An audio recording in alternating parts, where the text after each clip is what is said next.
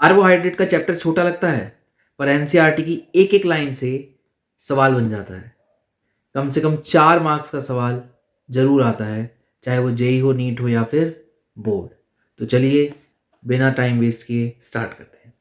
So hello dear students, कैसे हैं आप? आई होप आप सभी अच्छे होंगे। मैं आपका अपना विशाल ठाकुर आप सभी का स्वागत करता हूं India's one of the best learning platform B Schoolers Academy पर। And this is me.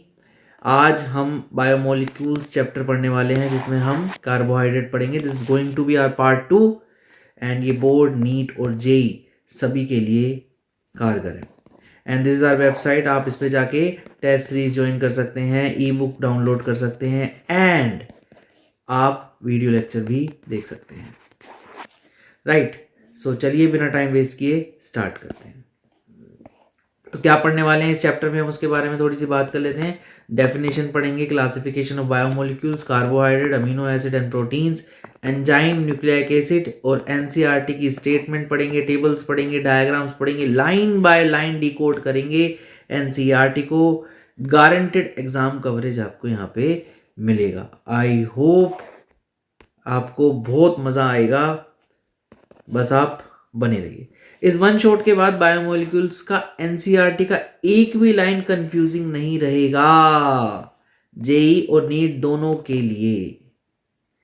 So this is going to be very very very good lecture. तो चलिए बढ़ जाते हैं आगे। थोड़ा सा आपके मोटिवेशन के लिए है आज का थॉट। मंजिल मिले ना मिले, मंजिल मिले ना मिले, सफर कमाल होना चाहिए। मंजिल मिले ना मिले, सफर कमाल होना चाहिए। भीड़ में नहीं, खुद से सवाल होना चाहिए। हार जीत बाद की बात है, हार जीत बाद की बात है साहब। कोशिशों में बस ईमान होना चाहिए।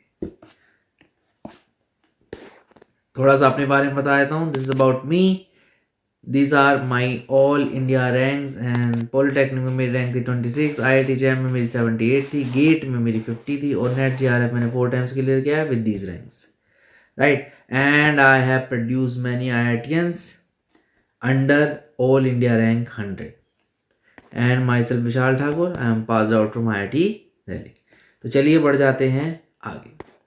तो स्टार्ट करते हैं फ्रक्टोज से। ग्लूकोज के स्ट्रक्चर के बारे में हम पिछले पार्ट में पढ़ चुके हैं। तो अगर किसी ने नहीं देखा है वो पार्ट, तो प्लीज़ जाइए और वहाँ से देख के आइए, आपको ज़्यादा अच्छे से चीज़ें समझ में आएंगी। राइट, तो फ्रक्टोज क्या होता है? कीटोहेक्सोज होता है। फ्रक्टोज की स्ट्रक्चर अगर मैं देखूँ तो कुछ ऐसी सी होती है भाई।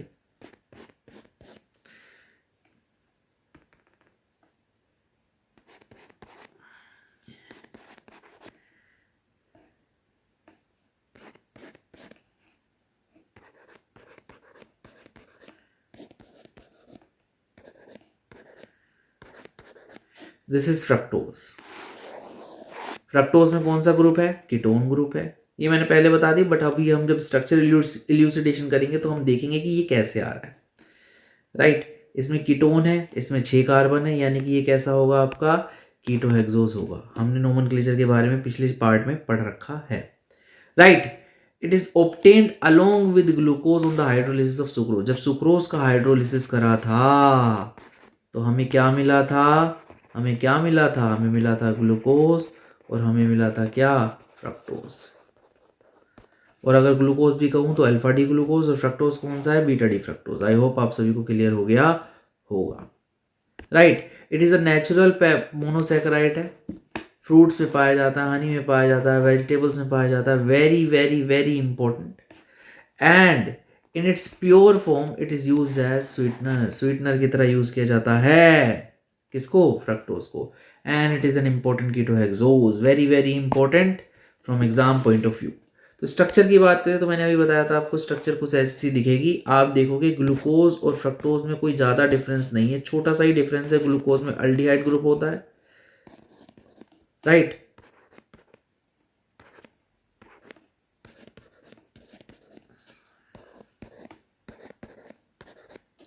ग्लूकोज में कौन सा ग्रुप होता है आपका? ग्लूकोज में अल्डिहाइडिक ग्रुप होता है। एक तो ये डिफरेंस है भैया आपका। इसमें कीटोन ग्रुप होता है, इसमें 6 कार्बन होता है, इसमें भी 6 कार्बन होते हैं। और इसमें आप देखोगे नीचे की ये स्ट्रक्चर सेम है, नीचे की ये स्ट्रक्चर यहाँ से यहाँ तक कैसी है, सेम है, बस ऊपर के 2 कार्बन थोड़े से क्या हैं, डिफरेंट है। आई होप आप सभी को स्ट्रक्चर याद हो जाएगी, राइट। तो चलिए बढ़ जाते हैं आगे। इसका मॉलिक्यूलर फॉर्मूला क्या होता है, C6H12O6 and on the basis of reaction it was found to contain a ketonic functional group. कौन सा ग्रुप है भाई, इसमें कीटोन का फंक्शनल ग्रुप है। किस कार्बन पे है, कार्बन नंबर 2 पे है। कितने कार्बन है, 6 कार्बन है। कैसे है, स्ट्रेट चेन में है, जैसा कि ग्लूकोज के अंदर था। भाई बहुत बढ़िया।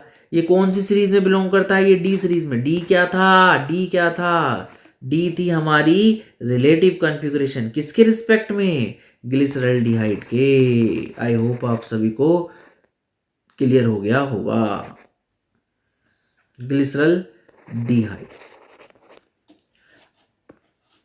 अगर मैं बात करूं तो ग्लिसरॉल्डिहाइड का जो OH ग्रुप था वो कौन सा होता है, राइट हैंड साइड पे होता है। देखिए इसका भी OH ग्रुप कौन सी साइड पे है, राइट हैंड साइड पे। तो ये कौन सा है, डी है, राइट। ये होता कैसा है, डेक्स्ट्रो होता है या लीवो होता है, ये लीवो रोटेटरी होता है।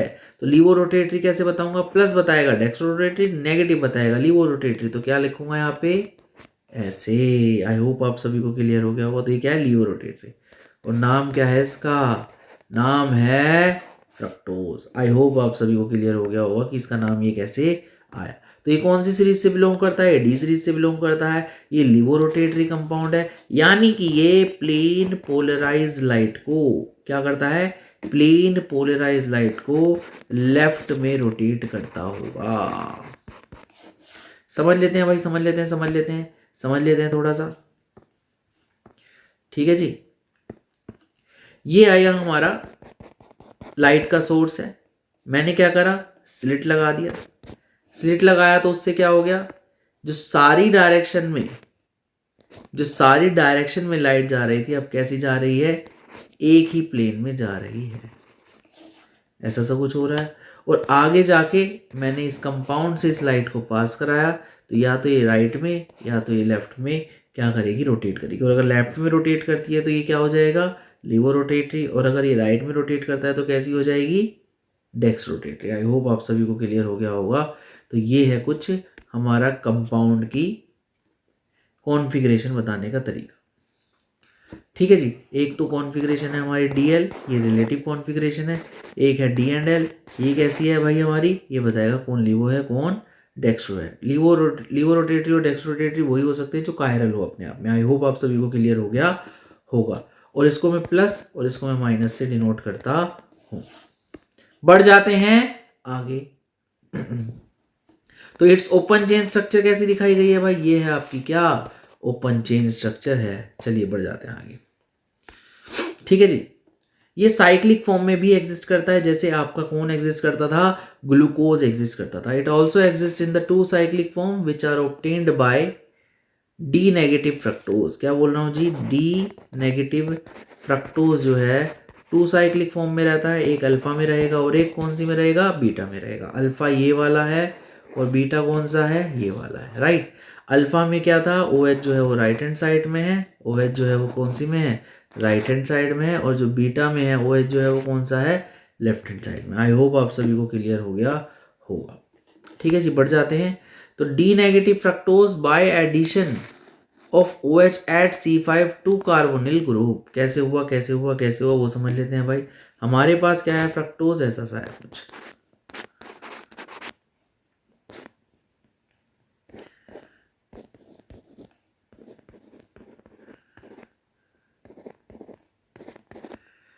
हुआ क्या, इस 5वें कार्बन के OH के लोन पेयर ने इस पे अटैक कर दिया और मुझे क्या मिल गई, साइक्लिक स्ट्रक्चर मिल गई। तो इस कार्बन पे ये कार्बोनिल जो था वो खुल के क्या बन गया, OH बन गया। तो OH आ गया इस कार्बन पे क्या आ गया, एक तो OH आ गया और एक ये ग्रुप आ गया CH2OH ग्रुप। तो ये OH इस साइड भी आ सकता है और ये इस तरीके से भी आ सकता है हमारा, बस इसी के बेसिस पे है आपका। ये क्या है आपका, नीचे वाला आपका बीटा है और ऊपर वाला क्या है आपका, अल्फा बन गया। आई होप आप सभी को क्लियर हो गया होगा।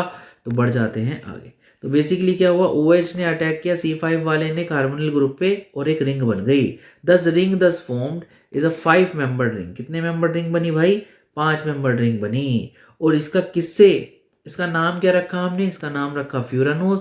और ये किससे बना भाई, किससे बना, एक फ्यूरान नाम का कंपाउंड था उससे रिजेंबल करता था, इसलिए इसका नाम क्या रख दिया गया, फ्यूरानोज रख दिया गया। राइट, तो अभी क्या आया, डी नेगेटिव फ्रक्टोज ये था। और क्योंकि मैं क्या बना रहा हूँ, साइक्लिक रिंग बना रहा हूँ, क्या बना रहा हूँ भाई, साइक्लिक रिंग बना रहा हूँ, तो इसको क्या बोलूंगा, फ्यूरानोज। पहली बात तो ये आ गई, डी तो है ही, नेगेटिव तो है ही। अब ये हो सकता है या तो ये अल्फा हो और या तो ये बीटा हो, depending upon the position of OH group की, वो ऊपर आएगा या नीचे आएगा। ऊपर नीचे अभी समझा देता हूँ भाई, ये मैंने इसको बस 2D में दिखा रखा है इसलिए पता नहीं चल पा रहा। बढ़ जाते हैं आगे। Furan is a 5 membered ring cyclic compound with 1 oxygen and 4 carbon atom. देखिए ये फुरान है और ये थोड़े ऐसे से ही दिखेंगे, अभी दिखा देता हूँ जी, अभी दिखा देता हूँ। ऐसे दिख रहे हैं ना, ये फ्रक्टोफ्यूरानोज ही है। तो ये फ्यूरान से रिजेंबल करते हैं, देखिए फ्यूरान ही है ना ऐसा, तो फ्यूरान से रिजेंबल करते हैं। 1 ऑक्सीजन है और 4 क्या है आपके कार्बन, 1 ऑक्सीजन जो और 4 क्या है आपके कार्बन। एक बनेगा आपका अल्फा और दूसरा बनेगा आपका बीटा। अल्फा वो बनेगा जिसमें OH कहाँ आएगा, नीचे, और बीटा वो बनेगा जिसमें OH कहाँ आएगा, ऊपर। ये जो कार्बन है, ये कार्बन नंबर ये कैसा है, ये एनोमेरिक कार्बन है। ये कैसा है, ये एनोमेरिक कार्बन है। अल्फा और बीटा आपस में क्या है, एनोमर्स है। एनोमर्स क्या होते हैं, डायस्टीरियोमर्स होते हैं। डायस्टीरियोमर्स कौन से होते हैं, जिसमें कॉन्फ़िगरेशन कौन से कार्बन पे अलग हो, C1 कार्बन पे अलग हो। आई होप आप सभी को क्लियर हो रहा होगा। राइट, तो ये क्या है आपकी फ्रक्टोज की structure. This is alpha D फ्रक्टोफ्यूरानोज and this is beta D फ्रक्टोफ्यूरानोज। दोनों में अगर डिफरेंस देखोगे तो सिर्फ और सिर्फ इसी कार्बन पे है जी, एक में OH नीचे है, एक में OH ऊपर है। बाकी सभी कार्बन पे जो कॉन्फ़िगरेशन है वो कैसी है आपकी, सेम है। आई होप आप सभी को क्लियर हो गया होगा। अब इसको समझ लेते हैं बन कैसे रही। आप इसको देखेंगे तो इसको बनाइए आप सबसे पहले ऐसे बनाइए। राइट, ये बन गया आपकी स्ट्रक्चर। अब आप देखोगे तो ये जो अंदर वाले हैं इनको डाउन द ग्रुप लीजिए, इन सभी को कहाँ लीजिए, डाउन द ग्रुप, और इन सभी को कहाँ लीजिए, अप। ये अप है और ये डाउन है। तो डाउन में कौन कौन आ जाएगा आपका,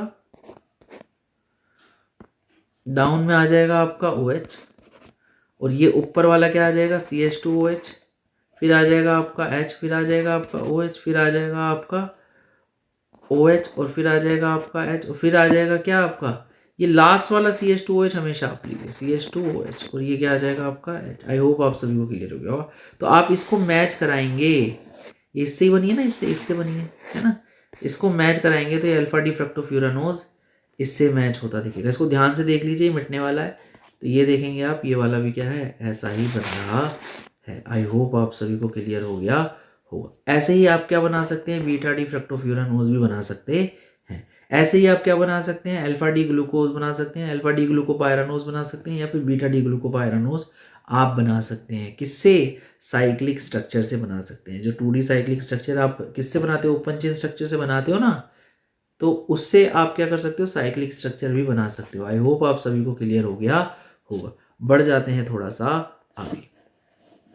नेक्स्ट बात करते हैं हम किसकी, डाइसैकराइड्स की। डाइसैकराइड्स वो होते हैं, वो कार्बोहाइड्रेट होते हैं जिसको जब आप हाइड्रोलाइज करोगे तो आपको 2 यूनिट देगा। किसकी, मोनोसैकराइड्स की। मोनो की 2 यूनिट देगा। मोनो कौन कौन से होते हैं, ग्लूकोज होते हैं, फ्रक्टोज होते हैं, राइबोज होते हैं, ये सभी क्या है, मोनोसैकराइड। कम से कम 200 मोनोसैकराइड्स हैं जो एग्जिस्ट करते हैं।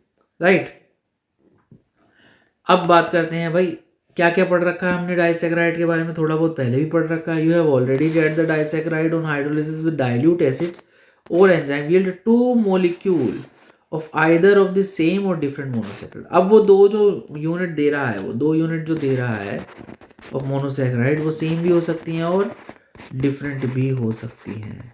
अभी बात करेंगे डाइसैकराइड को, अब डिटेल में पढ़ रहे हैं तो अब बात करेंगे कौन क्या देता है। नहीं, the 2 monosaccharide unit are joined together by an oxide linkage formed by the loss of water molecule. Such linkage are called glycosidic linkage. देख बेसिकली सिंपल है भाई, ये डाइसैकराइड है आपका, ये डाइसैकराइड है आपका। इसको हाइड्रोलाइज करूंगा तो क्या मिलेगा आपको, 2 यूनिट मिलेगी। 2 यूनिट किसकी मिलेगी, मोनोसैकेराइड की। अब ये जुड़ी हुई होंगी ना पहले, और अगर ये जुड़ी हुई हैं तो ये किसी बॉन्ड से जुड़ी हुई हैं, उस बॉन्ड को क्या कहते हैं, ग्लाइकोसाइडिक बॉन्ड या फिर लिंकेज। आई होप आप सभी को क्लियर हो गया होगा। ये बहुत पूछा गया है, वेरी वेरी इंपॉर्टेंट, कि कौन कौन कौन सी यूनिट होती है। अगर आप अमीनो एसिड के बीच में देखोगे, अभी आप थोड़ी देर में बात पढ़ोगे, अमीनो एसिड के बीच में कैसा बॉन्ड होता है, पेप्टाइड बॉन्ड। आपके कार्बोहाइड्रेट के बीच में कैसा बॉन्ड होता है, ग्लाइकोसाइडिक बॉन्ड। आई होप आप सभी को क्लियर हो गया होगा और ये याद भी रहेगा। ये कैसा सा दिखता है, ये 2 monosaccharide unit or units join together by oxygen atom. Oxygen atom के थ्रू कुछ ऐसा सा दिखेगा भाई, कि इस तरीके का बॉन्ड आपको दिख रहा होगा, एक यूनिट ये, एक यूनिट ये। आई होप आप सभी को क्लियर हो गया होगा। इसको क्या कहते हैं हम, ग्लाइकोसाइडिक लिंकेज। राइट, आगे बढ़ जाते हैं भाई। इन disaccharide if reducing groups of monosaccharide, that is aldehydic or ketonic group, are bonded, these are non reducing sugars. Right, समझ लेते हैं। अब मोनोसैकेराइड में तो क्या होता था, मोनोसैकेराइड्स में क्या होता था, वो जनरली सारे ही क्या थे, रिड्यूसिंग शुगर थे, है ना। पर डाइसैकेराइड्स में क्या है, केस है, ये रिड्यूसिंग भी हो सकते हैं और नॉन रिड्यूसिंग भी हो सकते हैं। अब ये रिड्यूसिंग शुगर कब होंगे, रिड्यूसिंग किसको करेंगे, किसको रिड्यूस करेंगे, टोलेंस एजेंट और फेलिंग एजेंट को। आई होप आप सभी को क्लियर हो गया होगा। तो अगर रिड्यूसिंग शुगर है तो उसकी एक कंडीशन है भाई, रिड्यूसिंग भी हो सकते हैं, नॉन रिड्यूसिंग भी। रिड्यूसिंग तब होंगे जब इनके जो रिड्यूसिंग वाले ग्रुप होंगे, जैसे अल्डिहाइड और कीटोन, अल्डिहाइड ग्रुप या फिर कीटोनिक ग्रुप। कौन से ग्रुप कह रहा हूँ, 2 ग्रुप है, अल्डिहाइडिक ग्रुप और कीटोनिक ग्रुप। क्या होंगे आपके, कैसे होंगे, फ्री होंगे।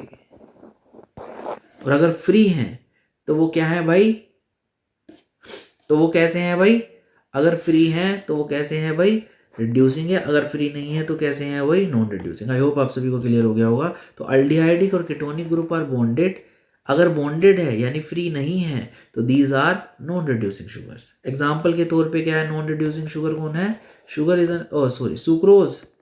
Sucrose is a non reducing sugar, sucrose is a non reducing sugar. I hope आप सभी को क्लियर हो गया होगा। On the other hand sugars in which the functional group are free, जिसमें फंक्शनल ग्रुप कैसे होंगे, फ्री होंगे, उनको क्या कहूंगा, रिड्यूसिंग शुगर। एग्जाम्पल के तौर पे माल्टोज, माल्टोज क्या है आपका, माल्टोज और लैक्टोज दोनों ही कैसे हैं आपके, रिड्यूसिंग है। आई होप आप सभी को क्लियर हो गया होगा। अब पढ़ते हैं डिटेल में, देखिए स्ट्रक्चर से समझ में आ जाएगा आपको ये। ठीक, तो सबसे पहले बात करता हूं किसकी, सुक्रोज की। सुक्रोज का जब मैं हाइड्रोलाइज करता हूं तो क्या मिलता है, D glucose and D fructose. कौन सा ग्लूकोज होता है, अल्फा डी ग्लूकोज होता है, और फ्रक्टोज कौन सा होता है आपका, बीटा डी फ्रक्टोज होता है। ये थोड़ा याद रखना है भाई, याद रखना है।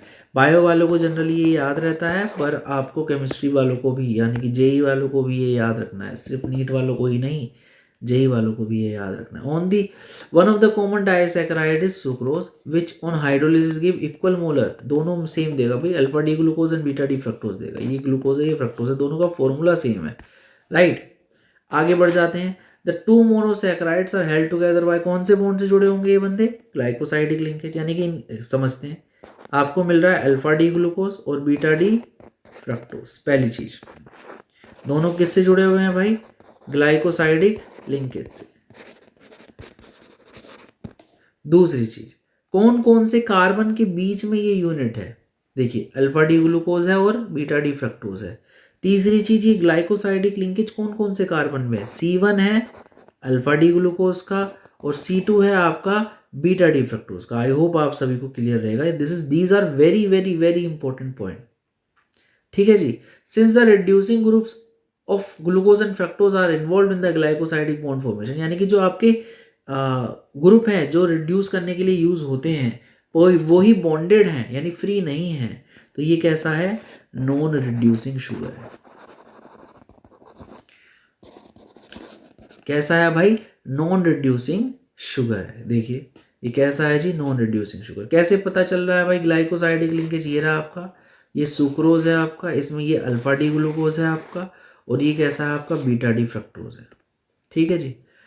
अब देखेंगे ये C1 कार्बन है और यहाँ से गिनती हुई है ये C2 कार्बन है। C1 और C2 के बीच में बॉन्ड है, यानी कि ना तो आपका कीटोनिक ग्रुप फ्री है, ना ही आपका अल्डिहाइडिक ग्रुप फ्री है। आई होप आप सभी को क्लियर रहेगा। और जब मैं इसका हाइड्रोलाइज करूँगा, हाइड्रोलिसिस कैसे करता हूँ, ये बॉन्ड तोड़ा, इसको H दे दो, इसको क्या दे दो आप, OH। तो आप देखोगे एक तो बन जाएगा अल्फा डी ग्लूकोज और दूसरा बन जाएगा बीटा डी फ्रक्टोज। आई होप आप सभी को क्लियर हो गया होगा। अब बढ़ते हैं आगे। सुक्रोज नॉन रिड्यूसिंग है, पर है कैसा, dextro rotatory. Sucrose is dextro rotatory, ठीक है। यानी सुक्रोज कैसा है मेरा, सुक्रोज डी है या फिर प्लस है, राइट। बट जब इसका हाइड्रोलिसिस करता हूं मैं, इसका जब हाइड्रोलिसिस करता हूं तो मुझे मिलता है अल्फा डी ग्लूकोज, है ना, और बीटा डी क्या मिलता है, फ्रक्टोज। बीटा डी फ्रक्टोज मिलता है, राइट। अभी अल्फा डी ग्लूकोज और beta D fructose, alpha D glucose कैसा है आपका, डेक्सोरोटेटरी, पर फ्रक्टोज कैसा है, लीवोरोटेटरी। तो इन दोनों में इफेक्ट दोनों का आएगा। जो मिक्सचर मिलेगा मेरे को हाइड्रोलाइज होने के बाद, जो मिक्सचर मिलेगा मेरे को हाइड्रोलाइज होने के बाद, वो अपना इफेक्ट देगा। वो हो भी सकता है डेक्स्ट्रो, हो भी सकता है लीवो। पर जब मैं देखता हूँ, मैं चेक करता हूँ, मैं जब चेक करता हूँ तो ये जो मिक्सचर है वो कैसा आता है, लीवोरोटेटरी आता है, राइट। अब ऐसा क्यों होता है, ऐसा अगर इसलिए होता है क्योंकि इसकी जो लीवो रोटेशन है वो कितनी है, -92.4 डिग्री।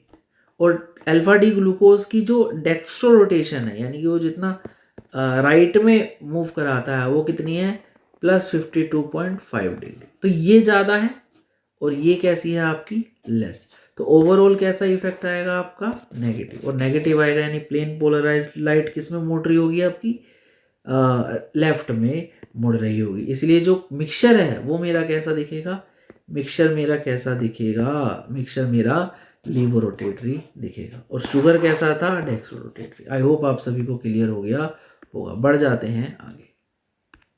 सुक्रोज कैसा है मेरा, dextrorotatory, but after hydrolysis gives dextrorotatory glucose and laevorotatory fructose, right.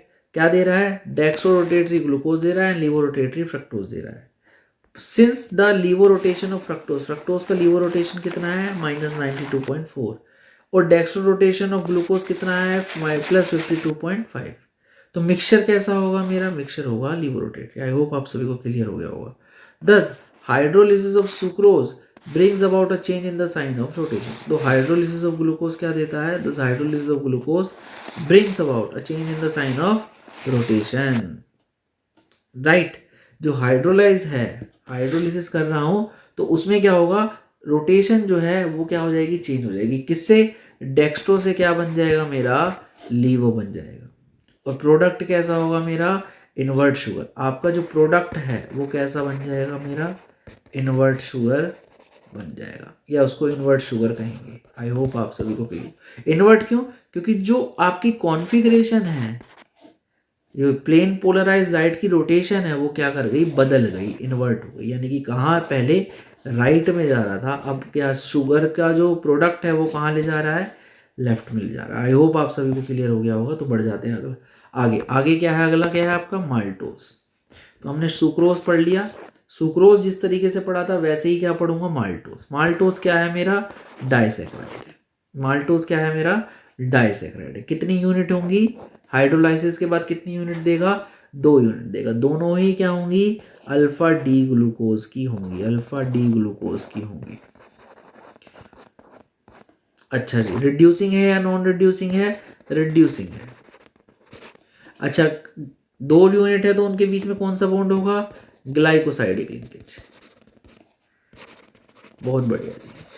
और अगर ग्लाइकोसाइडिक लिंकेज है तो कौन कौन से कार्बन के बीच में है, C1 and C1 of alpha D glucose and C4 of alpha D glucose, क्योंकि 2 यूनिट कौन से मिल रही है, अल्फा डी ग्लूकोज। तो चलिए पढ़ लेते हैं। तो अनदर डाइसैकराइड क्या है, maltose. Maltose consist of 2 alpha D glucose unit, right, in which C1 of 1 glucose, पहले का C1 जुड़ा है, link to C4 of another glucose, right. I hope आप सभी को क्लियर हो गया होगा। Free aldehyde group, free aldehyde group can be produce. आपका जो अल्डिहाइड ग्रुप है वो फ्री है इसमें, at C1 of second group, at यहाँ पे आपको अल्डिहाइड ग्रुप मिल जाएगा in solution, and it shows reducing properties. तो ये कैसा है भाई, रिड्यूसिंग शुगर है। So it is called reducing sugar. I hope आप सभी को क्लियर हो गया होगा। ये स्ट्रक्चर है किसकी, आपकी माल्टोज की। नेक्स्ट आ जाते हैं किसमें, lactose. Lactose is also important. Sucrose पढ़ लिया, माल्टोज पढ़ लिया, आप क्या पढ़ रहा हूँ, लैक्टोज। लैक्टोज क्या है मेरा, डाइसेक्राइड। कितनी यूनिट देगा हाइड्रोलिसिस के बाद, 2 यूनिट देगा। 2 में कौन कौन सी देगा भाई आपकी, एक देगा बीटा डी ग्लूकोज और एक देगा बीटा डी गैलेक्टोज। आई होप आप सभी को याद रहेंगी। नेक्स्ट इज, अगर 2 यूनिट है तो कौन सा बॉन्ड होगा इनके बीच में, ग्लाइकोसाइडिक लिंकेज। और अगर ग्लाइकोसाइडिक लिंकेज है तो वो किसी कार्बन के बीच में होगी, तो कौन कौन से में होगी, एक C1 में और एक C4 में। C1 of galactose and C4 of glucose. ये ध्यान रखना है भाई, इसका कौन सा है, ये गैलेक्टोज, राइट। ये आ गया आपका। आगे बढ़ जाते, क्या ये रिड्यूसिंग है, नॉन रिड्यूसिंग है, जी हाँ ये रिड्यूसिंग है। कैसे पता रिड्यूसिंग है, इसका C1 जो है पानी में सॉल्यूशन में जैसे ही जाएगा तो अल्डिहाइड ग्रुप को क्या कर देगा, फ्री कर देगा। चलिए पढ़ लेते हैं, देख लेते हैं। It is commonly known as milk sugar. Lactose को मिल्क शुगर भी बोलते हैं, वेरी वेरी इंपॉर्टेंट। ये क्या है, डाइसेक्राइड। कहाँ मिलता है, मिल्क में मिलता है। किस किस को कंपोज करता है, बीटा डी गैलेक्टोज और बीटा डी ग्लूकोज को कंपोज करता है, राइट। लिंकेज किस किस के बीच में, C1 of galactose and C4 of glucose, right.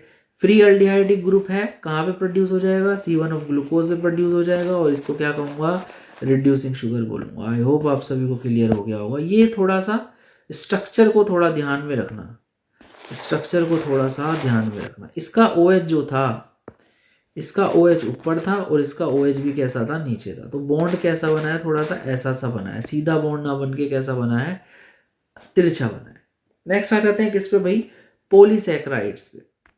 इसके बारे में भी हमने थोड़ी सी चर्चा की थी। पॉलीसैकेराइड जो होते हैं वो हाइड्रोलिसिस के बाद नंबर ऑफ मोनोसैकेराइड्स देते हैं, ठीक है, large number of monosaccharides unit देते हैं। तो क्या दे रहे हैं, polysaccharides contain large number of monosaccharide unit join together bye glycoside linkage. यानी कि अगर वो जुड़ी भी होंगी ना मोनोसैकेराइड, 1 2 3 4 5 6, वो किसी वजह से जुड़ी होंगी, किसी बॉन्ड की वजह से, तो उसको क्या कहूँगा, ग्लाइकोसाइडिक लिंकेज, ठीक है। और कितनी यूनिट देगा, कम से कम मिनिमम 10 मिनिमम 11 देगा, उससे ऊपर कितनी भी हो सकती है, राइट।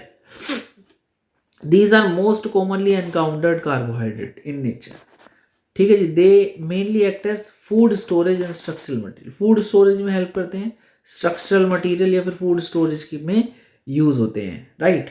कौन कौन से नाम आपको याद है, स्टार्च याद है, ग्लाइकोजन याद है, ठीक है। ये very very very very very important, नहीं तो बढ़ जाते हैं आगे, 1 बाय 1 डिस्कस करते हैं। सबसे पहले आपका क्या आया, स्टार्च ही आ गया, लो जी बहुत बढ़िया। चलिए स्टार्च की बात करते हैं। स्टार्च जो है आपका वो मेनली कहाँ पाया जाता है, आपका प्लांट में पाया जाता है। ये एक पॉलीसैकेराइड होता है। Most important dietary source of human being भी ये होता है। इसका हाई कंटेंट कहाँ मिलता है मुझे, सीरियल में मिलता है, रूट्स में मिलता है, ट्यूबर्स में मिलता है और सम वेजिटेबल्स में मुझे ये क्या मिलेगा, हाई इन कंटेंट मिलेगा। आई होप आप सभी को क्लियर हो गया होगा। अब ये पॉलीसैकेराइड्स है तो इसका हाइड्रोलिसिस होगा। तो स्टार्च का जब मैं हाइड्रोलाइसिस करता हूँ तो क्या मिलता है मुझे मिलता है ग्लूकोज। आई होप आप सभी को क्लियर हो गया होगा। और कितनी यूनिट मिलेगी, N यूनिट मिलेगी, राइट। और ये ग्लूकोज की यूनिट किससे जुड़ी होंगी, आपकी अपने ग्लाइकोसाइडिक लिंकेज से जुड़ी हुई होंगी। अब जो स्टार्च है उसकी दो कंपोनेंट है, एक क्या है आपका अमाइलोज और एक क्या है आपका अमाइलो पैक्टिन। आई होप आप सभी को क्लियर हो गया होगा। जो अमाइलोज है ये कैसा है आपका, वाटर सोल्यूबल, ठीक है। इसका कितना ये स्टार्च का कितना कॉन्स्टिट्यूएंट होता है, कितना अमाउंट कॉन्स्टिट्यूट करता है, ये करता है 15 to 20% ये स्टार्च का होता है। आई होप आप सभी को क्लियर हो गया होगा, राइट। केमिकली जो अमाइलोज होता है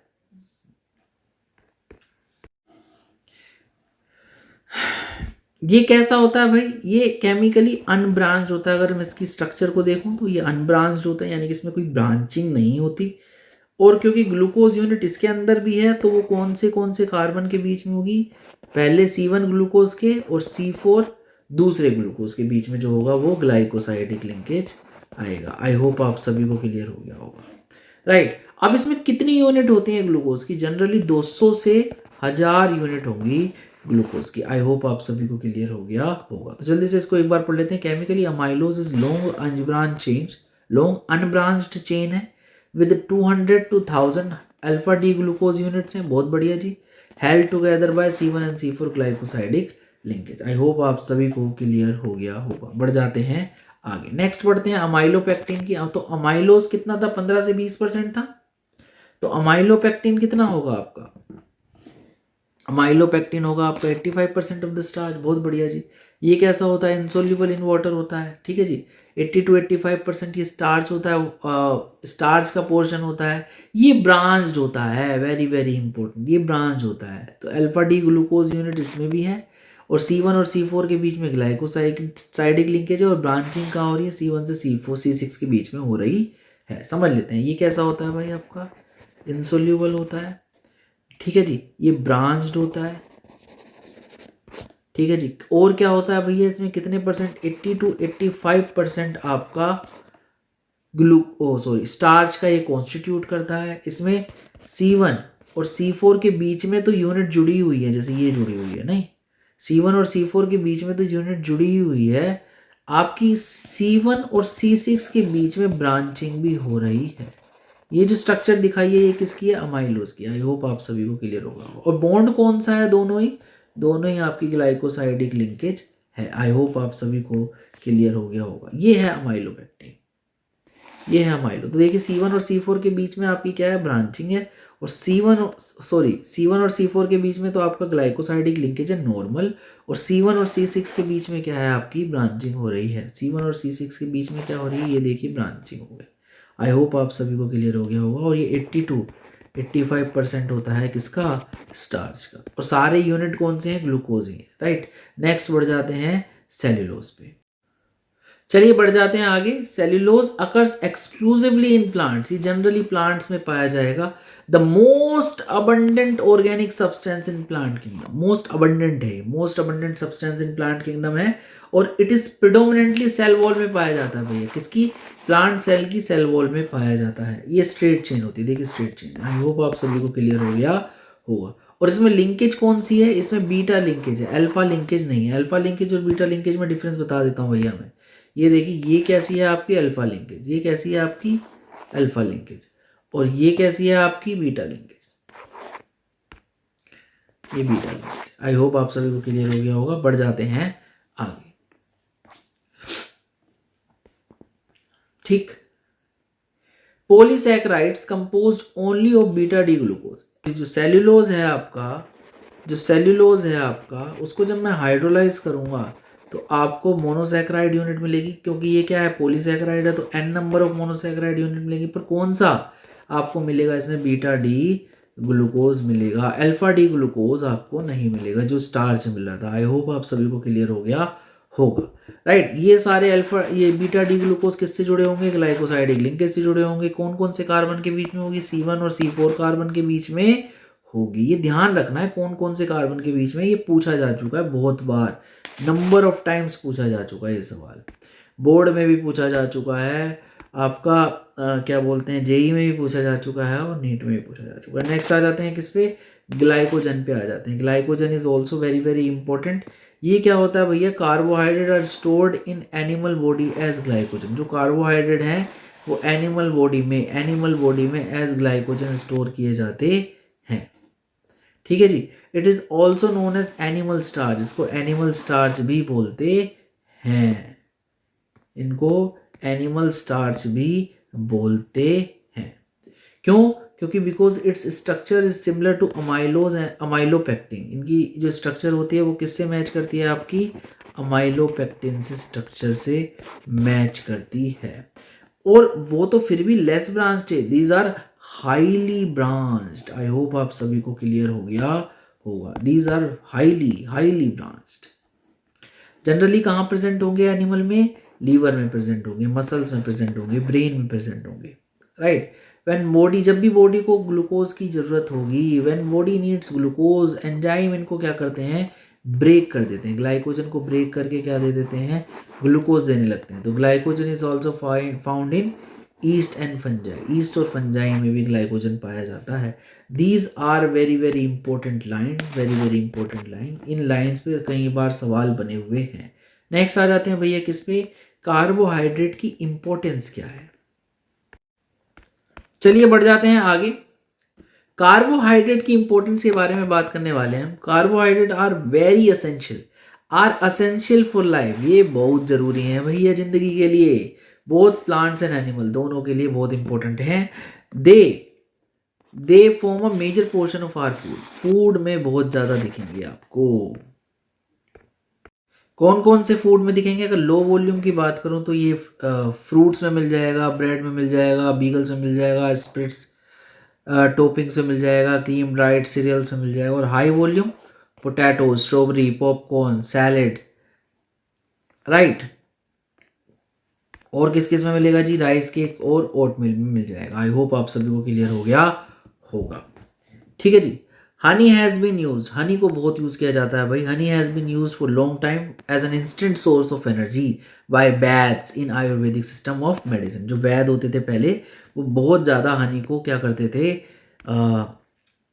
इंपॉर्टेंस देते थे और वो बोलते थे कि इसको खाइए कार्बोहाइड्रेट के लिए। आई होप आप सभी को क्लियर हो गया होगा। Carbohydrate are use as storage molecule, storage है, as starch in plant and glycogen in animals.